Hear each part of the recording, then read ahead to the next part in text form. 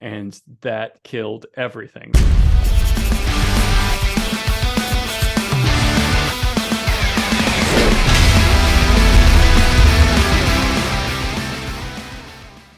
Hey, everybody. I am here with Robert Brockway, the former editor of Cracked.com, author of several quite successful books, and more recently, the writer of the viral screenplay sensation, Billy Karate. So I'm super excited to have this conversation.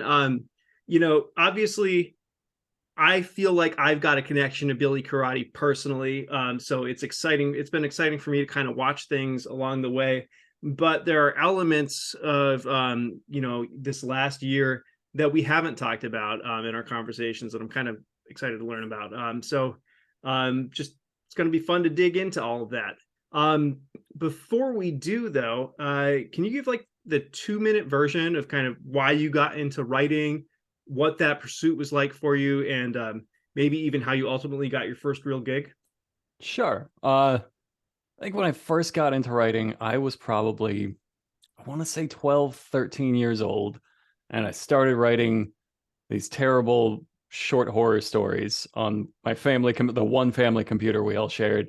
Nice. And my mom's boyfriend's kid found them and started reading them to his girlfriend and telling her he wrote them. And she was like massively impressed by this and fawning over him.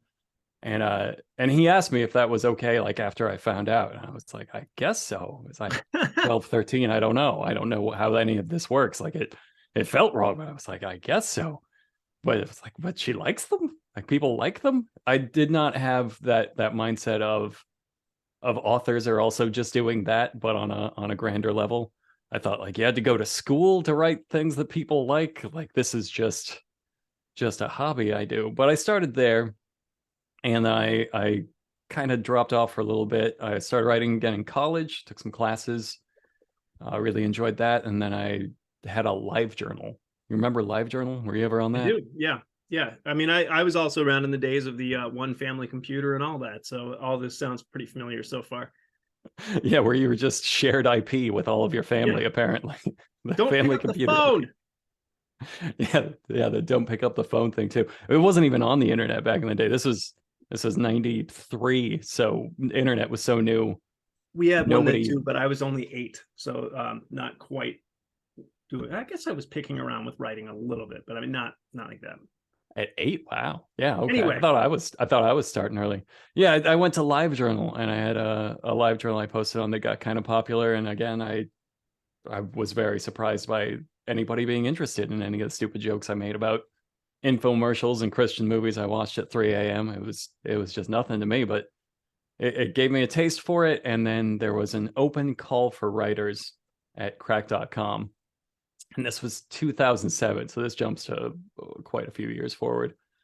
And I submitted, and they accepted it, and then I kept submitting, and they kept accepting them, and then that was it. Like I eventually got an editing job, and I got a columnist job, and then I've been going ever since.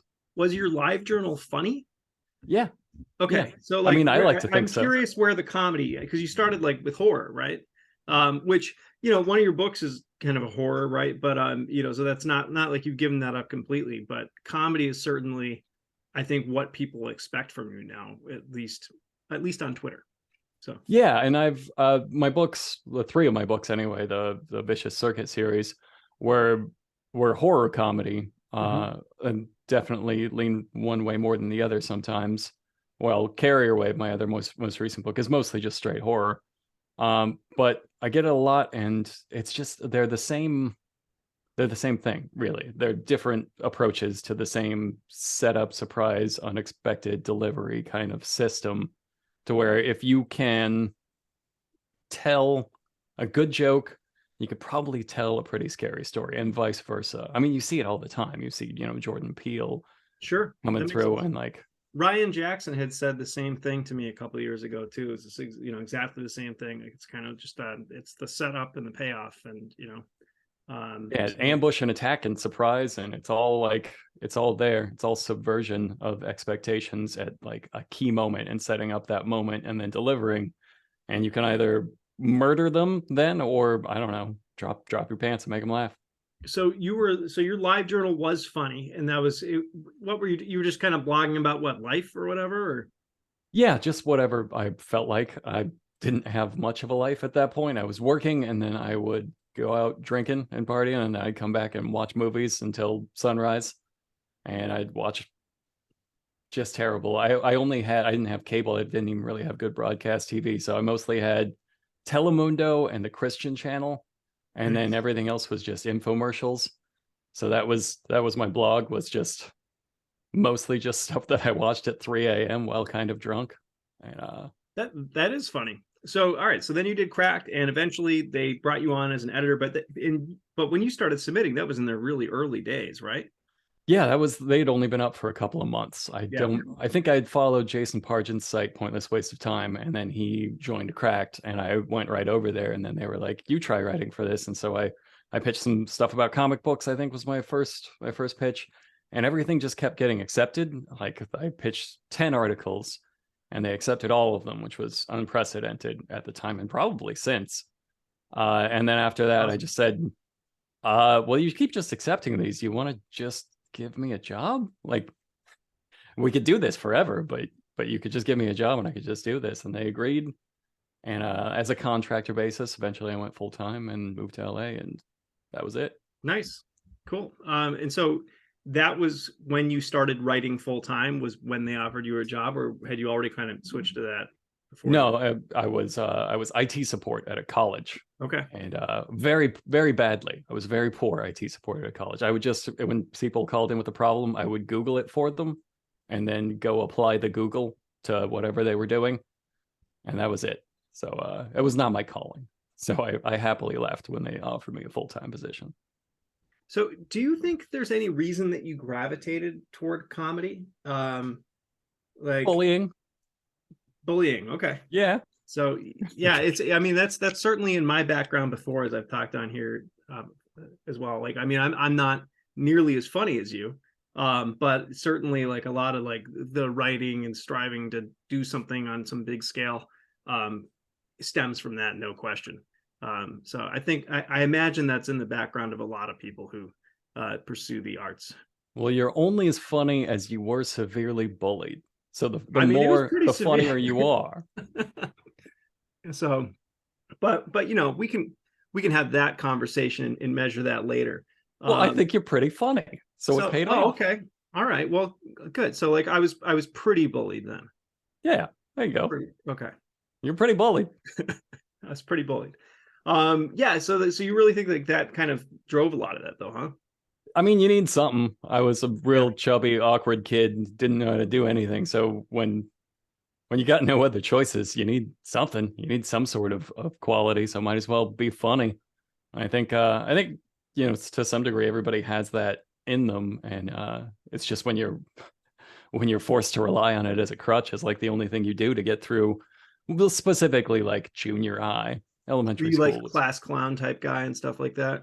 definitely in junior high. I think Yeah, I I did a I lot of that too. graduated junior high with a, God, what was it? A 0.087 GPA. Oh man, so we're Still similar graduated. that way too. It was like I was a great student up through seventh grade, and the bullying was so bad at that point that I started hating school.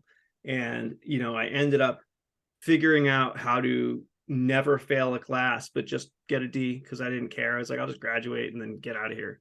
And the first time that I got A's again was in my last semester as a senior, because I just wanted to prove that I could. And then I got straight A's. But like, yeah, I mean, it's like exactly like that. Like, my GPA was, abysmal and on purpose, but I didn't fail anything. Yeah, identical. Like I was in a gifted class. I was moved to a gifted school when I was in elementary school. I didn't have much to prove there. So when it became like, I just became a massive disruption in class. Everything became a joke because why not? Like I Totally. hated being there. Yeah, that sounds familiar. Yep. Everybody's got But got I'm a pretty glad we're similar story. revisiting that trauma. That's great. You asked about the source of comedy, man. You should know better. I guess I should. All right. Well, let's flash forward and talk about your shift to screenwriting, which was not long ago. I think you said Billy Crotty was your third script, if I remember right. Yeah, that was my third script. I started So at the exact start of COVID, the exact start of like pandemic. why? I wanted something different to do. I think I needed to do something massively different just to engage my brain in a different way, to not pay attention to the garbage fire that was the world and was increasing That's at fair. every minute. I mean, I think a lot of us have had that exact same experience, even if it's caused us to pursue different things, like across the country, probably the globe. Like, a lot of people kind of looking for something new, or reevaluating priorities and what. And that was certainly the case for me, and why I jumped back into screenwriting in 2020. But like, you were already a successful writer. Like, you had a big book deal. You were doing really well with Cracked. I founded 1-900 Hot Dog. I mean, like, certainly like in the top 1% of people who pursue writing, no question. So it's pretty interesting to me that you decided to pursue a completely different form and then figured it out really quickly. And I guess all of your background as a writer certainly served you, but still, I feel like that's pretty fast. Well, yeah, I mean, when I tell people when I started screenwriting, everybody has that reaction of, and you've already broken in, that's so fast. Like, Right. how did that happen? And it's just, I mean, writing's writing, and to some degree, it's just format. So I didn't start screenwriting in 2020. I've been writing stories for since I was 12, and then professionally since I was 27. So it's been quite a long time of learning how to do this and writing a lot. Like the thing working for the internet, working for Cracked, I had a weekly column there that was many thousands of words. I would just write and write and write. And I also had to punch up jokes and edit in the background, do a workshop where I thought about what makes things interesting specifically at Cracked. It wasn't just comedy. It was also like, is this interesting? Is it surprising? Why does it engage in a way that would fit with our voice, and trying to give people feedback that gets to that point? All of that is just dissecting how to tell a story, what makes a good story.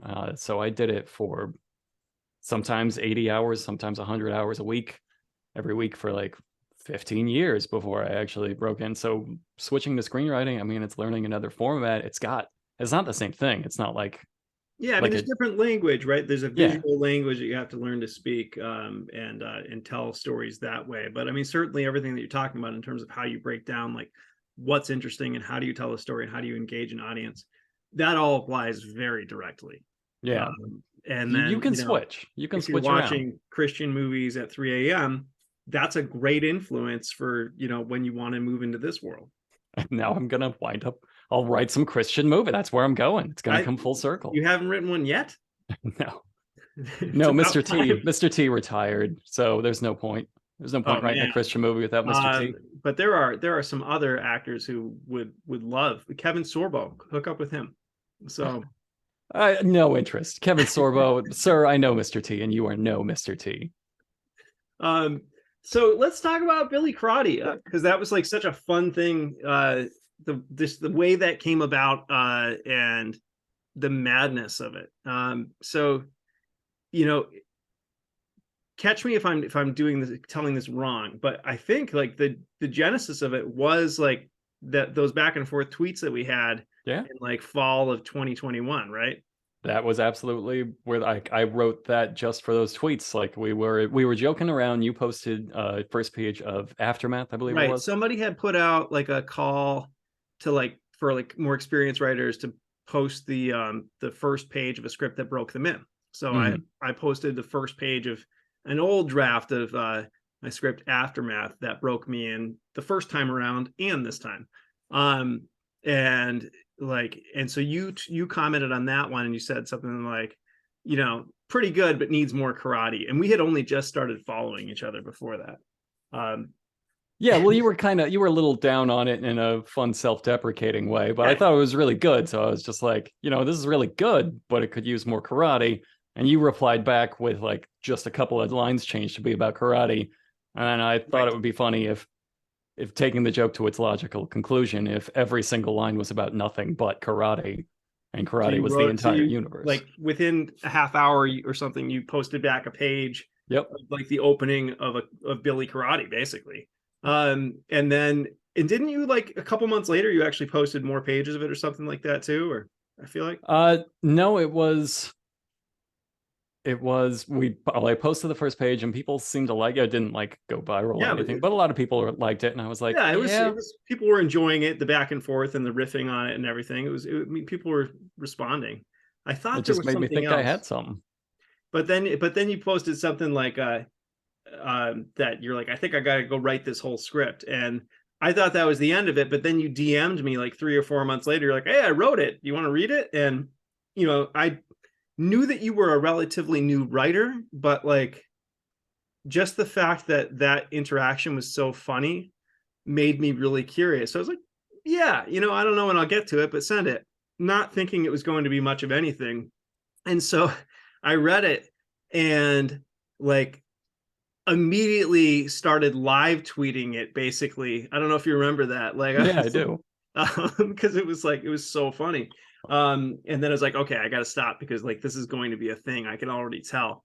And so I was like, okay, I'm 100% behind this script. As soon as you're ready to go with it, just let me know. And this was an earlier draft too. That's what was wild about it. But I just knew it reminded me so much of a couple huge scripts from years back that were comedies that never got made, but that just got sent around, and every single person who was into screenwriting had read back then. And it just felt like that. I knew it would take off. So you sent me that draft, and then you put it out with Ash on the stunt list. I tweeted about it. I put it up on Reddit, and between those things, it just kind of like went viral overnight. It was absolutely insane. Yeah, between Reddit and Twitter mostly, it started really kicking off in screenwriting circles on Twitter, and everybody shared it. It's to this day, I still get emails of people that have just like found it. It hasn't been my manager sending it to them for a response or anything. I saw people posting about it last month, like in advance of the blacklist, like wondering if it was going to wind up there or something, which is so interesting for like a comedy script like that. It And just didn't. sorry, maybe I shouldn't have brought that up. So, but I mean, it certainly would have been worthy of it, and it's just cool that it took off in that way. And I even sent it to like a ton of like producers and managers, and none of those clicked, but you did end up signing with Adam Marshall at, now it's not Management 360, it's Entertainment 360, right? Entertainment 360 Yeah. now. Who's a huge manager. Like, Yeah, he's a partner really over there. big He name. was So it blew my mind when he was the one that was most interested, and when we clicked the most out of I had a few people I was meeting with that were great. I don't want to cast any aspersions on them. We got along fantastically.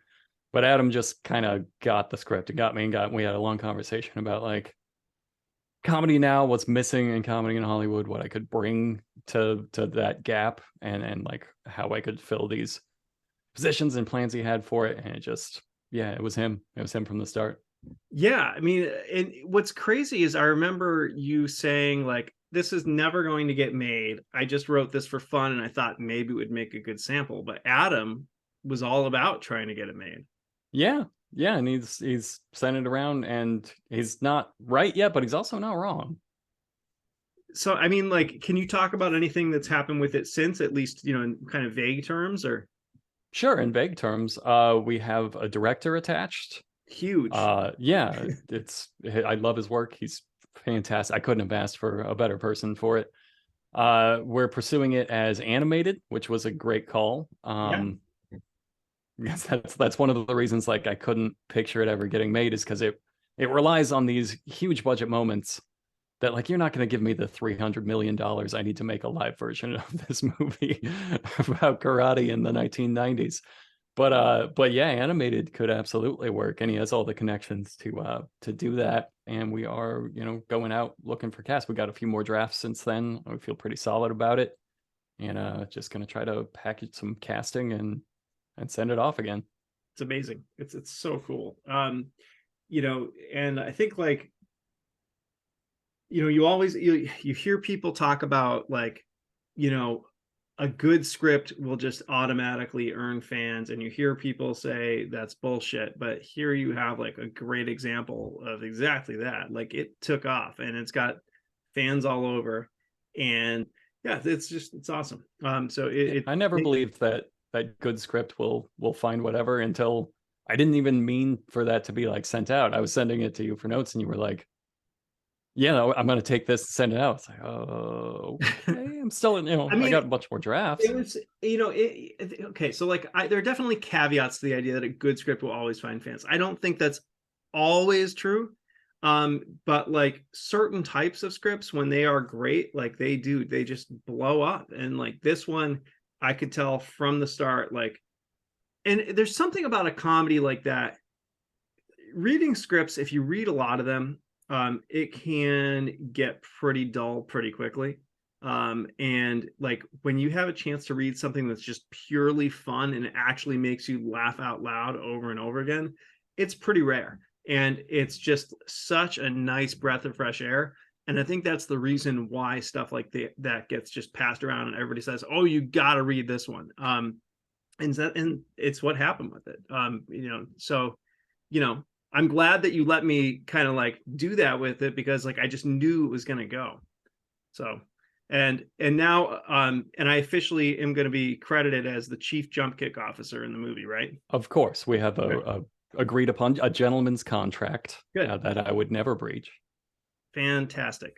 I don't think you have any control over that type of thing, CJO. but it would Sure, be I do. all right. I've Well, gone good. mad with power already. Love it. Um, so it's been less than a year since that happened. I think that was what, like April or something. Does that sound Yeah. right to you? Yeah, it was Um, maybe a little later, but somewhere around there. So it hasn't been that long at all. But you've had other things kind of come together, or at least be like other interesting things come up. And again, I know that you have to be vague about some of that, but it'd be great to give people an idea of kind of everything that's happened from representation on in that amount of time. Sure. I mean, mostly it was just kind of a reading blitz. Adam sent it wide to everybody he thought would be interested in it. And way more people than I would have thought got back. So I had a lot of generals, a lot of really exciting generals, and nothing came of those as yet, but it wasn't, really supposed to. We just clicked and got a contact list kind of thing going, and maybe something will come from that in the future. But that was the first, I want to say, couple months was just multiple times a week, general after general after general, until I really, found the people I was going to get along with most. And then we had a big pitch that was very interesting. I'm wondering how specific I can be about that. But it was for like a big budget animated kind of deal. And I sent them just a really crazy, beyond impossible kind of pitch, and was like, look, that's what I want to write. It's not going to happen. And they were like, we love it. We're actually working on something like that has stalled for the past few years, but it's going to be like the flagship of what we're doing next. And so I pitched on it to a couple of people over there, and somehow the pitch went really well. Everybody was just dying laughing and really fell in love with it, and it was moving up the tiers. And then, back end kind of merger fell apart, and they like split from the source that owns the IP, so the whole thing's just completely dead. It was such a short-lived, it happened over the course of 3 months, but that was huge. That was a lot of fun. I've met with a couple of other directors, other screenwriters working on some projects there. It's been very busy. Yeah. And you're doing all that while like doing your normal job. So you've been incredibly busy. Yeah, of course, my normal job being 1-900hotdog.com. Which might sound like a cushy job where you don't have to do that much, but it actually keeps you super busy. And then like on top of that, like taking all those generals and everything and pitching, like it, I mean, how did you manage all that? Uh, Destroyed my body. Just, destroyed my body and my general well-being by doing stuff all the time, constantly, which is what I do, which is what I always do, and I need to stop, but I probably never will. But Probably never will. yeah, I And started doing that at Cracked, did the 80 to 100 plus hour weeks, and every once in a while I'll settle into a groove where I do like what I would consider a normal work week and, a couple of side hustles, but it never lasts. And then something along the lines of this comes up, and back to 80, 100 hour weeks. because I feel like you imagine like the people that are writing or whatever on Cracked, and like you imagine like a really cushy, like roll into work whenever you want, like wear your pajamas, and and you may get to do that because you work from home for the most part now, but it's like, you're working all the time. Yeah, yeah, it's a little back to normal now while I'm waiting. So I just turned in a draft of a screenplay, and so I'm kind of in the waiting period where I'm waiting for everything to get back, and we'll talk about it and then work again. So this is my normal couple of weeks, and then we'll go back to insanity, probably in a couple weeks from now. Do you have a way like that, like you consistently use in order to manage, deadlines that you have for things like screenwriting, which are not your job that pays the bills, and then all the kind of other responsibilities that you have? Yeah, panic, just Panic. blind Okay. panic all the I time. have noticed when you're going hard though, you don't respond to Oh, texts that fast. So you're clearly disciplined about that shit. Or maybe I'm just not yeah. that high up on your radar. No, I don't. Like I have not. I'm supposed to be using Twitter to promote sites, and I'm supposed to be starting a TikTok because Twitter is dying, and like I triage time. It's like time has to be. I have to get this and this done. If there's time, I'll do the other things, and there just hasn't been time for such a long time that I'm kind of falling off the map on things like that. Yeah, I don't know. It's tricky. Like I'm trying to do the YouTube thing again, obviously. Mm, But I'm doing it at a much smaller scale than I did when I did like that re-entry series, because that one was like an interview every single week, and as well as like other stuff to kind of bookend it. And that was like an 8 hour a week project at least. It was a lot, mm. and I can't do that right now. It's not possible. So Yeah, and then anything you do, you're supposed to, they say you're supposed to spend just as much time working on it as you do promoting it if you want to be successful. And I've never been able to do that. I've never been able to manage that. I'm just yeah. terrible at the promotion side of things. So that falls down the list. And then communications, I try to keep up on them. I don't think I've ever left you hanging more than like a day, but No, no. I mean, I'm obviously kidding, but it's like it's just I noticed that like when you're going really hard, like you actually are pretty good about that. Like you're fairly disciplined about getting your work done and then responding to shit, which I am not. yeah, I almost love having an excuse to respond to something in order to like stop working for a little bit. So yeah, I mean, I think that's a really cool thing, and it's you know even if it's panic that's keeping you disciplined, you clearly got that discipline. yeah, I've got the opposite, I guess, of ADD. I've got just I hyper focus on one task and I get really annoyed if anything else tries to encroach on it. It's like I need to get this done. This has to be I need to get to this point by today or I'm going to just die.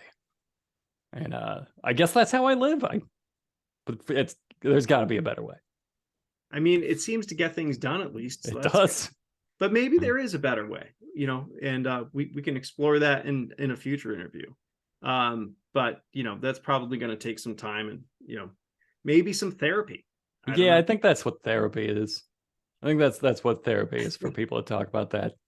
I don't know. I mean, I've really been thinking through a lot of kind of similar stuff. Like, just I still am always going to have big goals and everything.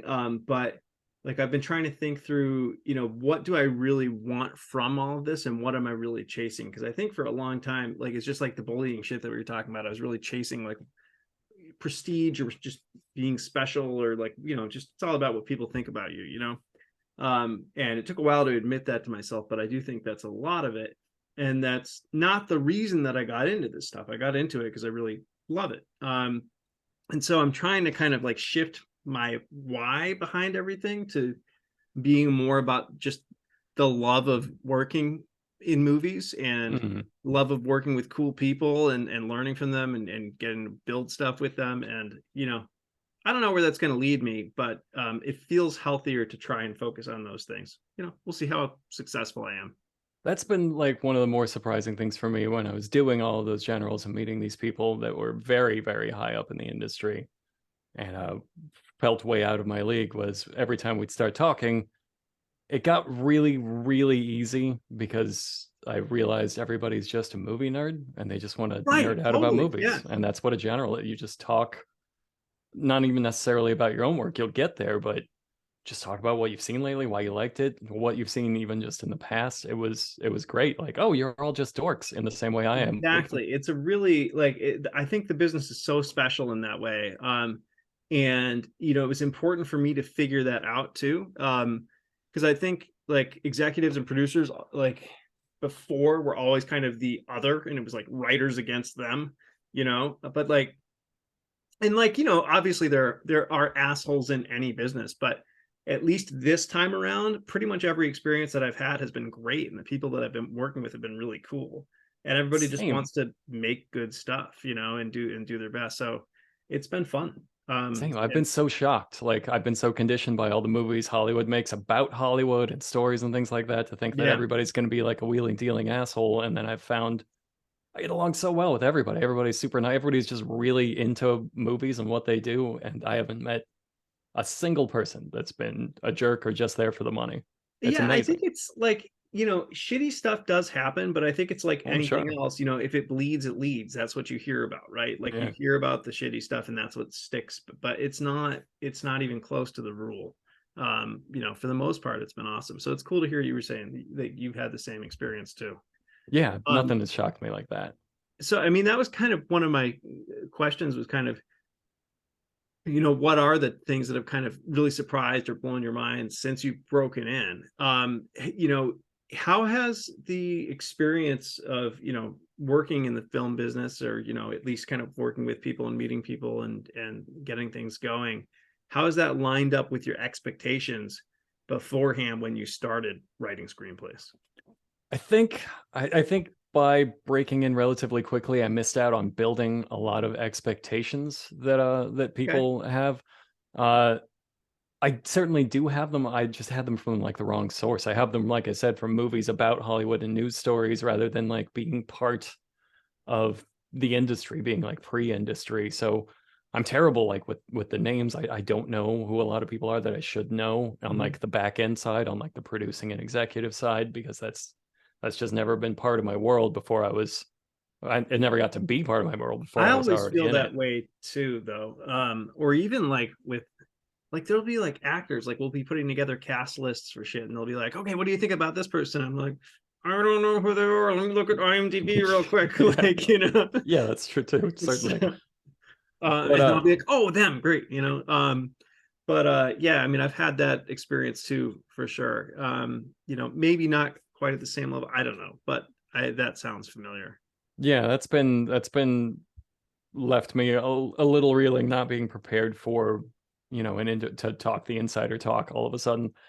But most surprising for me, I mean, aside from what we've already talked about, which is that everybody's been very genuine and just movie dorks, and like all of a sudden all the pressure's off because you're just talking with some dudes about movies, and it's great and it's It easy and it it flows. is. Yeah, It's it's fun. Although you saying that other stuff just reminded me of kind of, there is this like pressure to like know more about movies than I do. Like I feel like, I'm obviously a movie nerd, but there are so many people who have such a deeper knowledge of movies and film and cinema than I do. And sometimes I feel like such an idiot, like next to people in that space, when I hear them talking about stuff, and I'm like, I have no idea what you're talking about. So, Yeah, my trick for that is I know a lot about strange garbage that nobody's ever heard of or ever will or should. because of all of your And so research for like Cracked and 1-900 Hot Dog and everything, or yeah, and just life, I'll read about a movie after I watch it or something. But if they want to be smart about, Kubrick or something, I can just bring up like, well, did you know Danny Elfman's bigger brother did a movie called Shrunken Heads, and then I can talk about how terrible this movie was. And there's a sex scene with shrunken heads. Did you know that? Huh? wow, My knowledge is just as valuable as yours. I did not know that, but that's super interesting. We're experts on equal footing now because I knew that. All right, I like that. Um, what about, like, have you had any like truly mind-blowing experiences, since you've broken in, like any like buddy that you just kind of, people that you connected with that kind of blew your mind, or anything that just completely shocked you? Yeah, I don't know how much of the privacy end comes up, so I'll keep it vague. But I met with one producer, with two producers at a company who who even I had heard of, like well before starting screenwriting. I just knew, like, I knew these people. I knew who they were. I knew their work. I really liked them. And to see them on my list of what Adam sends me, like they love Billy Karate, they want to talk. It's like right away, like, oh my God, that's That's a cool huge. feeling, right? Yeah. Yeah. And That's then cool. to get in the meeting, and once I got in the meeting again, we're all just movie dorks. So I started talking. We ended up talking about how much we loved Face Off, and then we started fanboying about Near Dark, and like not relevant current movies that you need to like know for the industry so that you can pitch something similar. Just random strange movies that you love. And I wound up talking to this, what in my mind was kind of a legendary figure, about how Near Dark's the best fucking vampire movie and perhaps the best Greasy Paxton role. And see, so there you go. I have not seen Near Dark. And so in that situation, I would have been like, fuck. Like I would have tried to steer it back to Face Off. So Well, we talked about Face Off plenty too. You would have been happy talking about right. Face Off. So, but I wouldn't have had that geeking out over Near Dark connection that you had. Yeah, So, you never know what it is. You never know what's coming up. of course. But there's always something, and it's just people, and it's just there's usually something to relate on, and it's nice. It takes a lot of the pressure off. My first general was at DreamWorks. The first time I broke him when I was in my 20s, and I was scared shitless. Like I remember sitting in that lobby and suddenly like saw that there were 3 Oscar statues over there, like real ones, and there was like the spear gun from Jaws on the wall, and I just started like shaking. Like, I was so scared. Like, and then within a few minutes of the meeting, it was like, oh, okay, this is fine. And I don't think that first one went that well because I kind of came in so nervous, but quickly after that, I kind of found my groove. So yeah, I mean, any new thing you go in not having like, I should not be here. They should not have this has been a mistake. I just accidentally snuck past security. They're going to use that spear gun on me. totally. It's nerve wracking, but it gets very easy very quickly. Yeah. Has there been anything that's like caught you off guard in terms of like things that you're like, oh, I didn't expect that I'd have to deal with this, or I should have known this, or anything like that? Well, when I started on that one pitch we were talking about earlier, that IP branded pitch, the amount of behind the scenes things, like because I knew coming into it they had this big IP deal and access to a lot of these IPs, and so I had some ideas I had written down here, but like the legality of what they had, like there are deals that have been stalled for many years that they're working on that I've never heard of and you couldn't possibly know about, and like complicated structures to what you can do with a certain IP. God, I have to. There's nothing because I have to keep it so vague. But but it was just there. Even these very old obscure IPs that I wouldn't have thought had a lot of legal ties, and some of them didn't, and that's what we worked with. But it's just surprising how much is going on behind the scenes at all times. And I thought I had come in with a lot of work done, a lot of work kind of pre-done about things that they were like immediately, oh no, that's off the table. That's with so and so. Oh, that's tied up in development hell for the past 15 years. Yeah. Okay.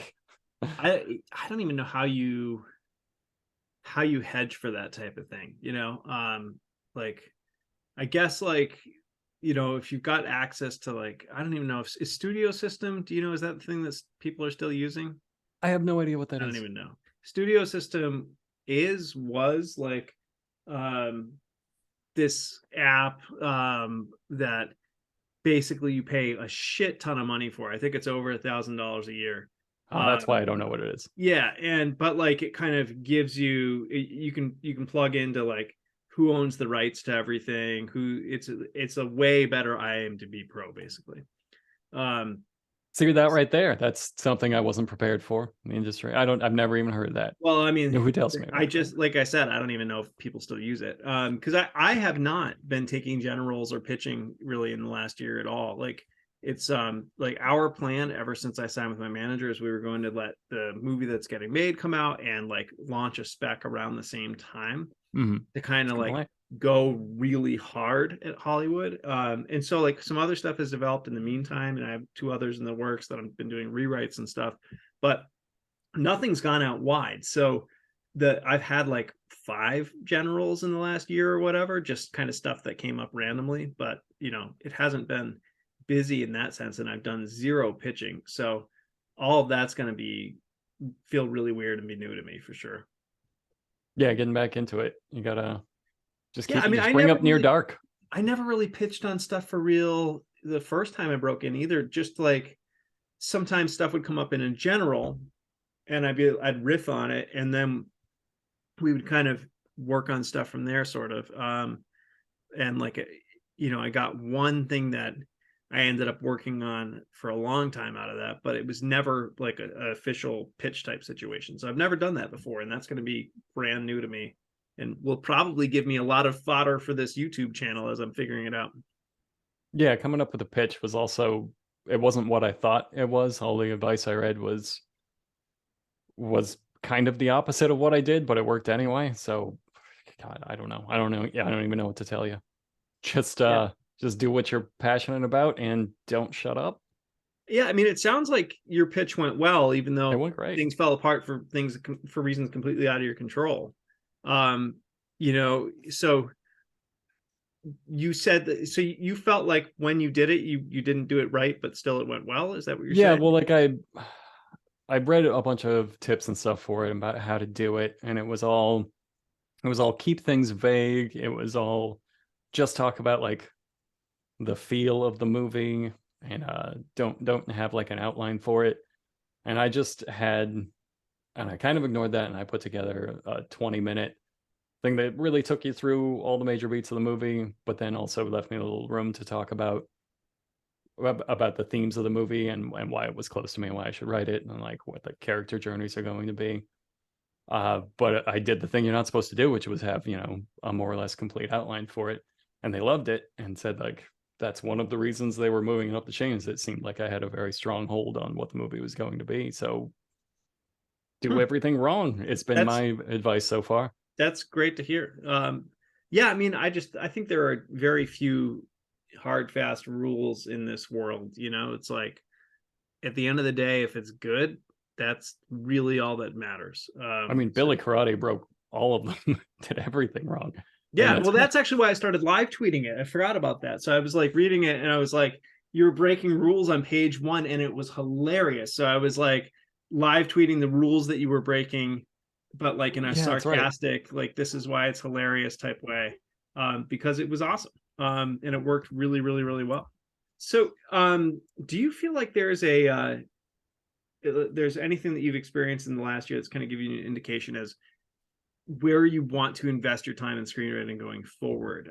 Like, do you think you're going to get more bang for buck out of writing specs, pitching on originals, going after assignments, something else? Right now, I think the focus is on writing original material and bringing that out. Even if that doesn't necessarily get made, I think it's kind of building the groundwork for those connections. Because I read all about OWAs and things, and I haven't had any of that. No producers have even like brought up the idea. Like they just want to talk about original stuff, and I think maybe that's what Adam's targeting is people that are looking for original things. So I think that's almost entirely what we're going for. We've as for more than that, we've done movies, we've done TV stuff, we've done different genres. I don't think there's been a very narrow focus in terms of that. Yeah. Just but very heavily focused on original material. So, I mean, I think it's interesting that you said that. It seems like there might be a little bit of a shift happening in the business, and I can't tell if it's real or not. But just talking to people, you know, it seems like there is more of a focus and desire for original material than there was, maybe just a year or two ago, even.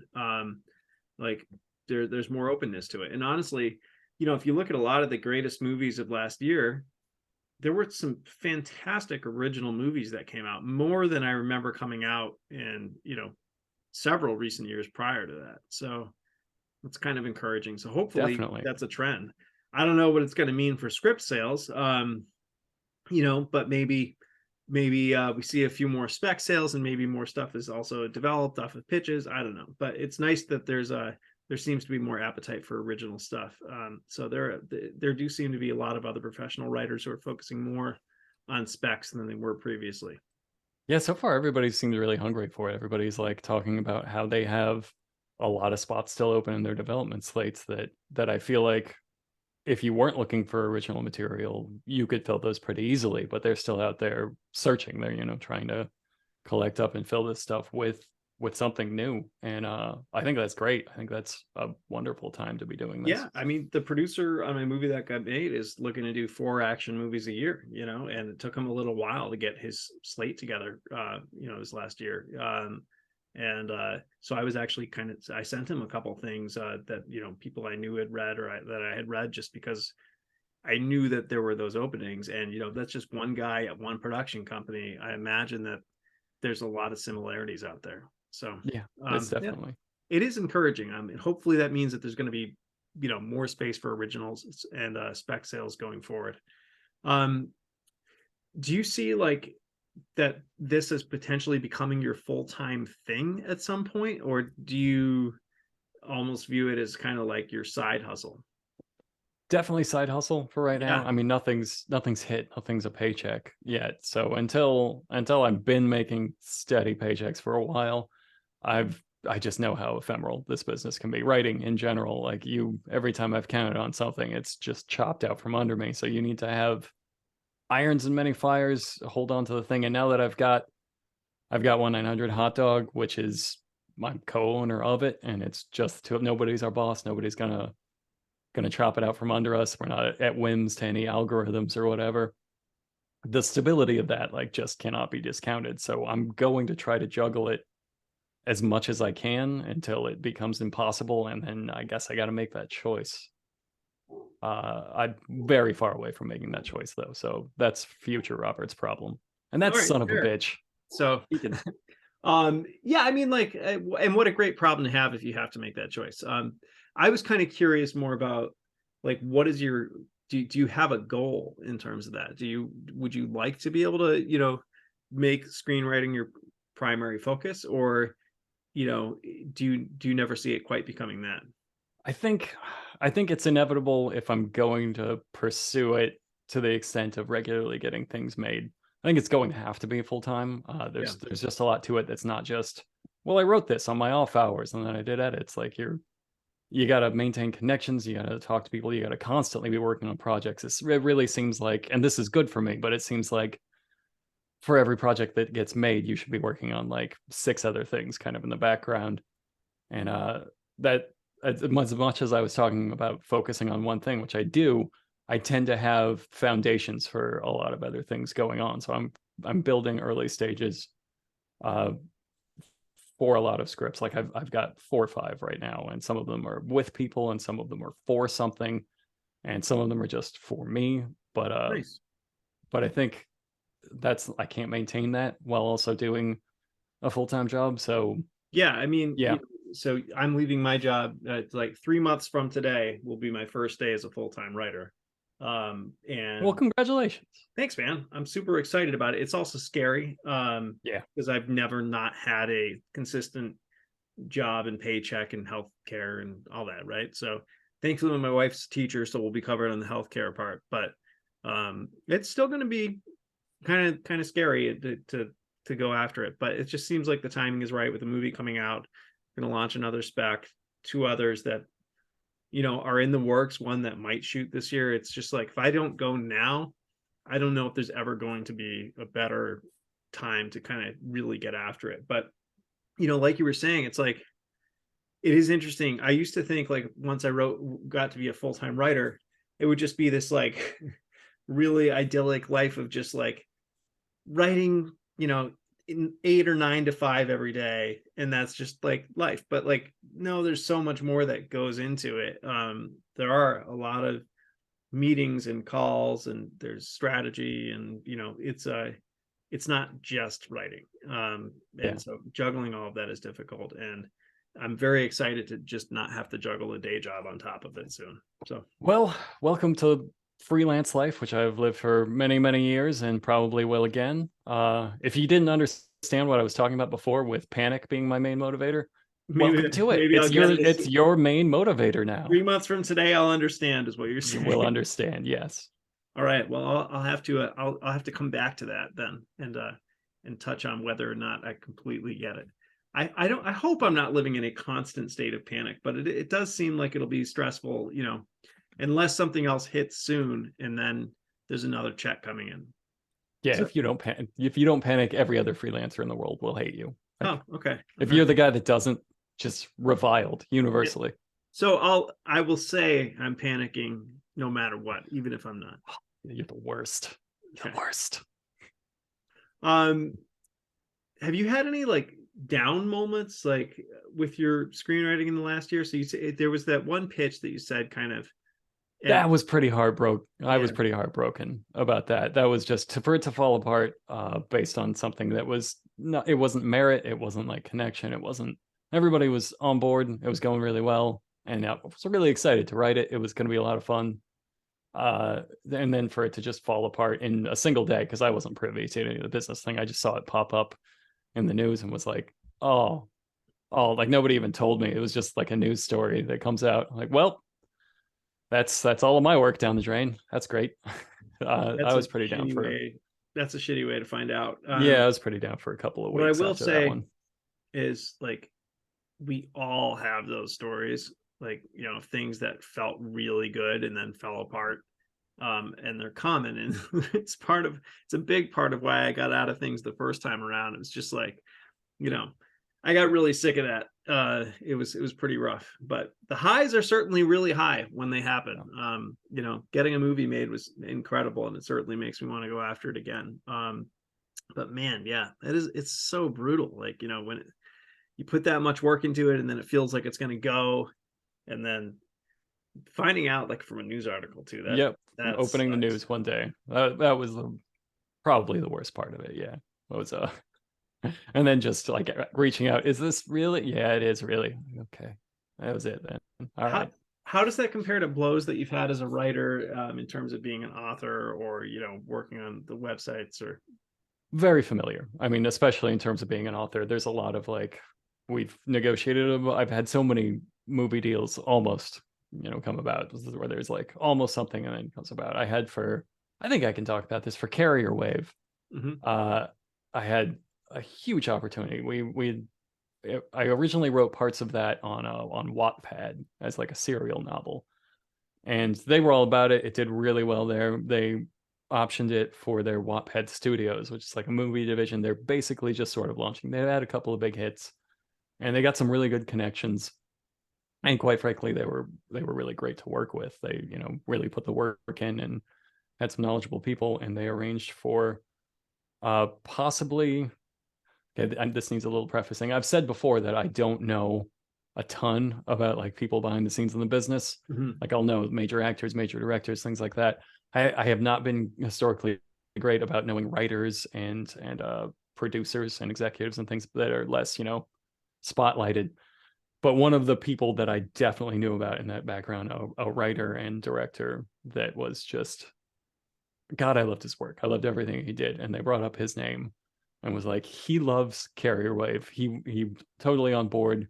We want to do this. And we got like we negotiated out everything. We got contracts ready. We got a studio on the line. The studio was set up to buy it, and we were basically just waiting for them to draw up contracts for it when Sony came on with Wattpad in a first look deal, and that killed everything. They said, no, stop all of this deal. We want the ability to look at it now. And so the deal was completely canceled. That director and writer just moved on to do his next thing. Not interested in it at all anymore. And then Sony took like 6 months to come back with just a single word, which was no. And and okay, did you have to destroy my life for that? Like, was that worth this? And so no, I've had Well, almost that exact same I love that disappointment I'm come in. at my question was, have you had any similar experiences as an author or as like a writer for Cracked? And you have, but it was in the movie business. Yeah, it was in the movie business. And I've But heard I mean, I've heard a you're lot of that stuff too. It's like, thing leadership changes at a studio, and that completely fucks something. I have not had that happen. I've had that happen to so many friends. Just it's brutal. I mean, a movie business is a big thing for authors too. Movie rights is just always, it's always the big one. It's always on the table. So Yeah. if you're asking similar experiences in the author world, I'm betting 9 out of 10 of your stories are going to be about something that happened with like a movie deal. Because like it's just as big a part of So, being I an mean, author. I think that shows what gluttons for punishment we are if we're trying to actually work in the movie business rather than work something kind of adjacent to it and then sell rights to it, you Yeah. know? Oh, I mean, I've certainly like with Carrier Wave itself was heartbreaking in that I spent like 4 years of my life and a lot because it's a huge book. It's like a 900 page post-apocalyptic horror epic, like The Stand kind of scale. So it was not a light undertaking. And so when I finally had that done and I sent it to my agent loved it, and we really felt good about it and sent it around to publishers. And publishing itself is getting very very draconian and very not open to doing new things because they're gun shy. They've been wounded. Book sales are hurt just like anything else. And all the feedback we got back was like, I really liked this. I love it. I talked with, the people, my bosses above. We had this meeting and they said it's not a novel. It's not structured like a novel because I structured it like a series of short stories, but the short stories start to link up more and more until it becomes like a single narrative. So like mildly experimental, but not really, like nothing Yeah. outlandish. And that was enough for them to be like, we love the story. A few people came back and are like, yeah, we can't do this, in this format. It's not a novel, and we only deal with novels. And that's what we heard over and over again. And a few people wanted to do it as like, could you rewrite this just as a novel from the start? And so we started making plans for it. And I was just like, man, it's been 4 years. It's going to be many more years to do this. And so, yeah, that was heartbreaking in the same way as these movie deals. Maybe not the exact same experience of having it out of your hands, but having it fall apart for something like that, I can't which you, imagine, man. That's awful. That's a hard one right there. yeah, And yeah, but it is funny to me that it's like, the story comes down to the movie business again. It can be brutal. And I guess like what we hold on to are that the highs are really high. So, I certainly hope you've got one coming for Billy Karate. I think there are a lot of people that hope for that, honestly. There's just so many fans of that script at this point. yeah, me too. It's looking good. I mean, it'll be fun, whatever it is. Do you have any gauge on like how many people have read that at all? It's got to be No, a I have lot. no idea. We, I know we had some like Reddit numbers and some like in combination with a few things, it was definitely up in like the hundreds of thousands. Yeah, I mean, there were over 100,000 views on the Reddit post.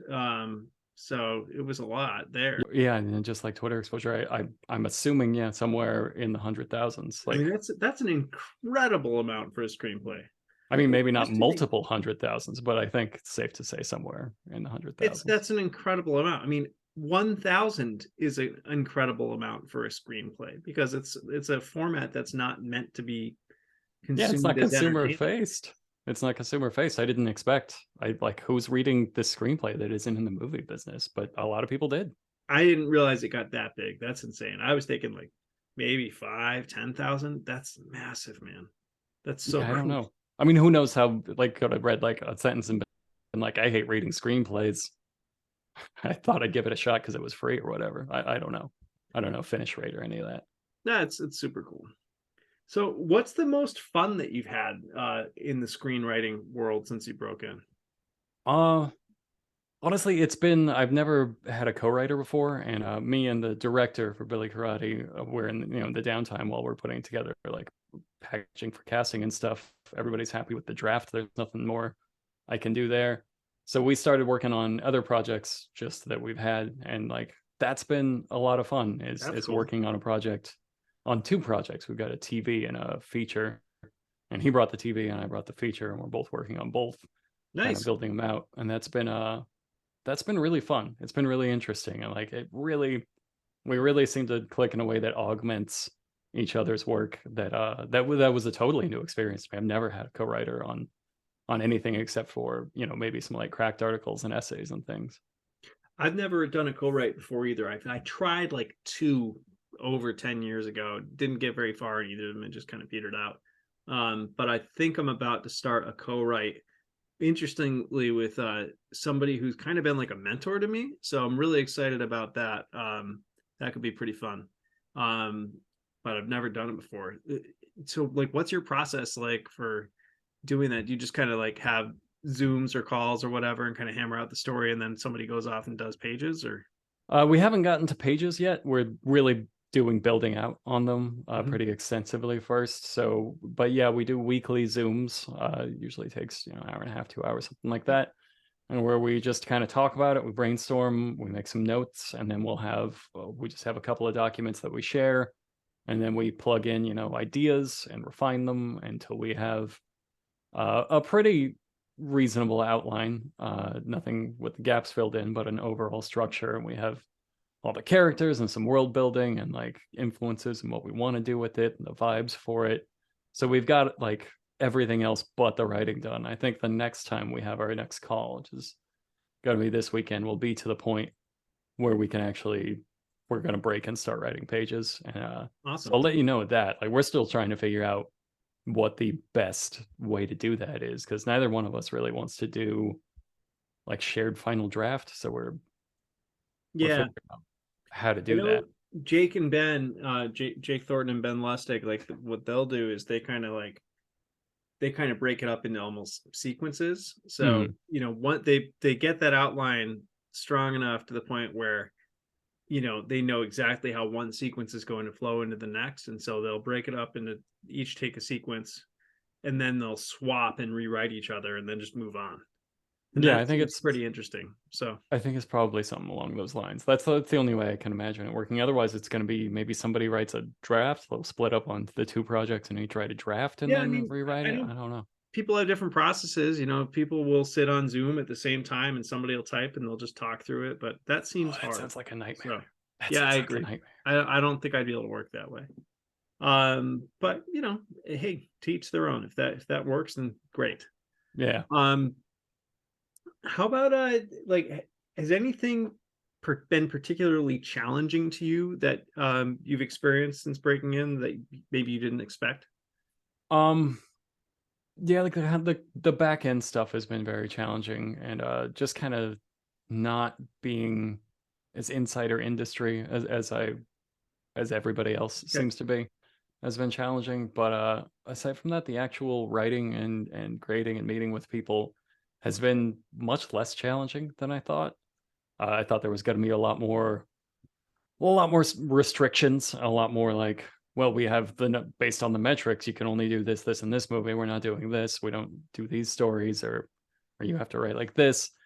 And I was expecting that. I was willing to make compromises to that angle. So to find out that none of that is true and it does not exist, at least at the level I'm at now, has been very refreshing. So I Yeah, guess that makes sense.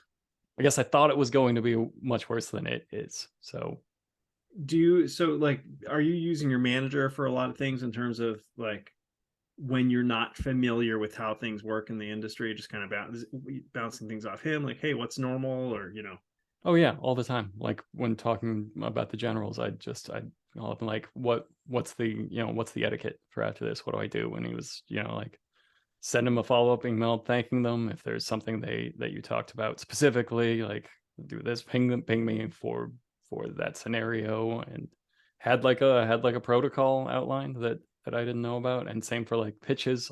I'm always emailing being like, what's next? What do I do next? And he's very patient and very helpful, which is amazing because he has a lot of clients. yeah. I mean, like I said, he's a massive manager, so it's great that not only is he interested and has not only has he signed you, but that you've really got his ear. It's huge. It's awesome. Yeah, it's I don't know how he does it. He seems like he's incredibly busy all the time. That's how he I does it. love it. Panic is how I'm assuming he does it. Panic. All right, so it all comes down to panic. That's the takeaway for this interview. Panic, everybody. Okay, Panic. good. Um, so what's the number one thing that you think writers should know before going pro that you never hear anybody talk about? Oh, I think that I never heard anybody talk about was it's got to be that it's so hard. It's so hard to find I'm trying to find a diplomatic way to say this. It's so hard to find a circle of people that are interested and honest, and that you whose work you truly respect. It's much easier to find people who are two but not three of those things. Mhm. And you can't have that. You can't have anything less than all three of those things. That's really interesting. I'm a huge advocate of having a circle of writers, and it's something I've talked about many times. I don't know if I've ever talked about like the size of that circle before, and that's a really interesting point. Like I think it's useful to know a lot of writers, but there are levels to those relationships, Yeah. right? And there are not that many that I send my scripts to for notes. And because like you mentioned the importance of honest feedback, and that is so important. Like you need people that are very comfortable being honest with you, but that also, I agree, kind of like your work or like the genre that you're working Yeah, they in. have to be interested. Like Yeah, otherwise you're both doing a chore and it's not productive for either one of you. And if you make the mistake, which I have a few times, of thinking that's productive and that maybe you're in the wrong, it's gonna betray your vision. It's gonna lead to a lot more work, and it's not going to lead to a better thing because these people maybe have been very good writers, but those three elements are not there, and it can be a danger. that's so you said one more thing there I'm going to pick out too, is like I think you always have to keep your vision in mind. So there are a couple people that I'll send my work to here and there that have not always been my biggest fans in terms of my writing, but that are incredibly supportive of my career. Mhm. Um, and I send it to them because I know they're going to be very honest with me. I know they are supportive of me, and it gives me kind of another perspective. But like I'm always very clear on my vision for the script and what Yeah. I'm trying to achieve. And if any of that, helps clarify things that work for that vision, then that's fantastic. And sometimes I will pick things out of sending something to somebody like that. But I'm very okay with discarding notes as well. But Yes. that's something that took me a while to learn. It used to kind of really bother me if there were notes and I wasn't sure whether or not to execute them. It took me a while to kind of have confidence in my own writing and say, no, I don't need to execute that one. Yeah, you'll get a type of feedback that is maybe this story could be better like this, and then that fundamentally changes what the story is. And that's you throw that out if that happens. Like the feedback should be, here's how this story could execute itself better, how it could execute on what it is and what it wants to be. Here's how that could happen more Right. effectively. If the Yeah, feedback is ever stylistic feedback is not helpful. Like I don't want somebody to tell me how they would write it, but I do want them to tell me, you know, what's not working as far as the story goes, what doesn't feel authentic as far as the characters go. All of that I definitely want to know. yeah, but there has been a lot of here's how I would write it, and that's maybe the extent of the feedback or the brunt of the feedback, and that's just it's not something I always knew to discard and instantly discard right now. I can just watch out That, for that. that's great. I like that. That's a good answer. It's such a So negative answer. I was really struggling with like don't trust your peers is part of that advice. It's more than that, and I hope I refined that in a way that it comes across as not just don't trust your peers. yeah, I Don't mean, like trust them. I think you can give really great notes on something, even if it's not something that you enjoy, but it is a skill. There's no question about that. Um, and hey, I mean, I give notes regularly on scripts. Mm. I'm sure you noticed I would do one a month on Twitter or whatever. And like I've been doing that. And then I usually have 2 or 3 friends that are asking me for notes every month at least. So, between all of that, I'm doing a lot. And some of those things are not necessarily my favorite, but I think you can give great notes on a script as long as you're able to kind of like pull back and not try to like put your own vision on it, Yeah.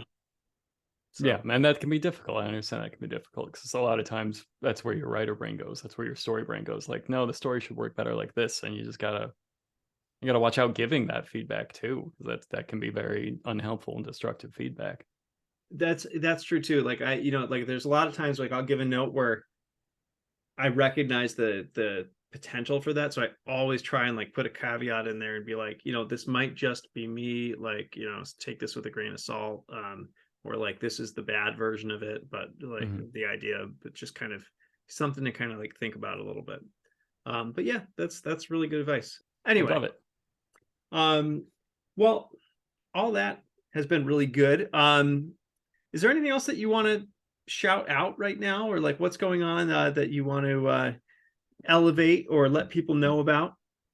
Well, day job, always the day job, 1-900hotdog.com with me and Sean Baby, legend from the internet, are co-runners of that. We also have a lot of stables of cracked and other writers that are just doing killer work, writing mostly free, some pay comedy on 1-900hotdog every weekday. And we have a podcast called The Dog Zone 9000, which I named and have never regretted for even an instant. It's perfect.